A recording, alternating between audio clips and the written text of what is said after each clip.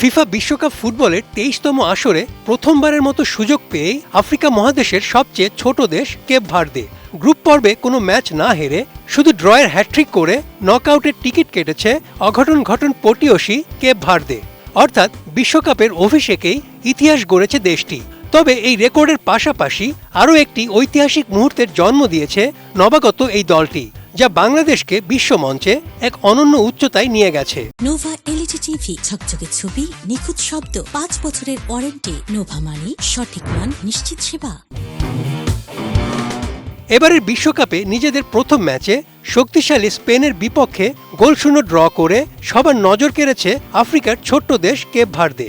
তবে তাদের এই অর্জনের পেছনে বাংলাদেশেরও রয়েছে একটি নীরব সংযোগ এবং একটি নীরব সাফল্যের গল্প, আর তা হলো দলটির ব্যবহৃত জার্সি তৈরি হয়েছে বাংলাদেশে।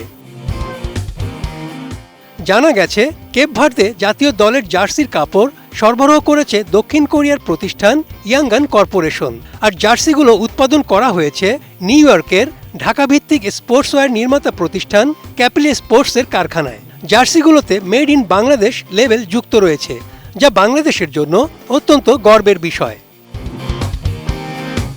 বিশ্বকাপের মতো বড় আসরে বাংলাদেশকে সাধারণত মাঠে দেখা না গেলেও পোশাক ও ক্রীড়া সামগ্রী উৎপাদনের মাধ্যমে দেশটি দীর্ঘদিন ধরে আন্তর্জাতিক ক্রীড়া জগতের সঙ্গে যুক্ত রয়েছে। স্পেনের বিপক্ষে কেপ ভার্দের আলোচিত সেই ম্যাচ বাংলাদেশের এই অবদানকে আবারও সামনে নিয়ে এসেছে। বিশ্ব পোশাক বাজারে বাংলাদেশের অবস্থান আগে থেকেই সুদৃঢ় অবস্থায় রয়েছে। এর পাশাপাশি স্পোর্টসওয়্যার উৎপাদনেও দেশের সক্ষমতা ক্রমেই বৃদ্ধি পাচ্ছে। ফলে আন্তর্জাতিক বিভিন্ন ক্লাব ও জাতীয় দলের জার্সি তৈরির নিয়মিত দায়িত্বও পাচ্ছে দেশের স্থানীয় প্রতিষ্ঠানগুলো।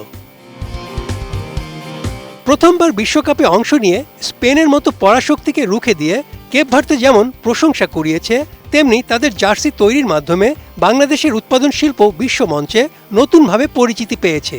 ম্যাচের ফলাফল ভবিষ্যতে হয়তো বদলে যেতে পারে, কিন্তু বিশ্বকাপের এই মঞ্চে বাংলাদেশের নীরব উপস্থিতি দেশের শিল্প সক্ষমতার একটি উজ্জ্বল উদাহরণ হয়ে থাকবে। Desk report, ATN news.